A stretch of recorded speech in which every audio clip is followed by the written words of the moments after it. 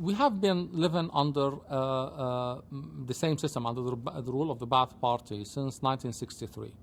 The Ba'ath Party came as a result of a coup d'etat. They like to call it a revolution, but it was really a coup d'etat. Few army officers mounted a coup. They went on tanks, occupied government buildings, the state TV, whatever, and announced a new government. Ever since that time, the star of one of these generals who led the coup, his name is Hafez Assad, began to rise. And in 1967, he became a Secretary of Defense. That is when the Golan War broke out, and we lost the Golan.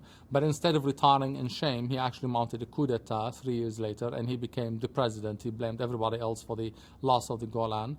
And he made himself a leader, introduced a new constitution in 1973, and he introduced his family members, like his brother, into sort of the security apparatuses, and many members of his family and entourage from his own small family and then his own small sect.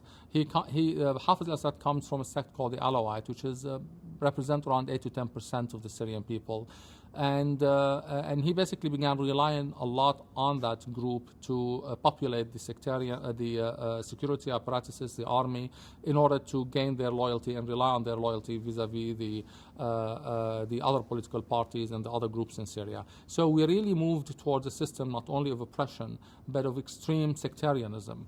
And that had a backlash in the 1970s. Some Sunni groups who are, especially religious, and then became very fanatical, also launched a wave of terror against the regime. And there was a civil war in 1982 that led to the destruction of the city of Hama, where Assad ordered his troops basically to open fire randomly and bombard the city. Leading to some people say 10,000, others say 40,000 people dead. We really don't have accurate numbers, but we know that after that period, around 200,000 people went into exile from Syria and really established a major opposition forces outside the country. In 2000, after Hafez al-Assad died, we think of leukemia.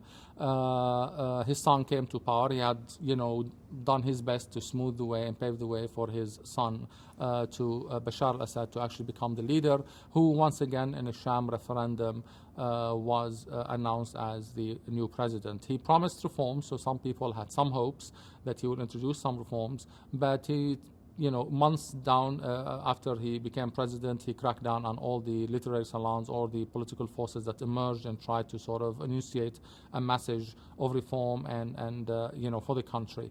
And so, in other words, he turned his back against his promises immediately after occupying office. And so for us it became a joke when we ever heard an international leader or whatever speak to Bashar as a reformer, because we knew he's not.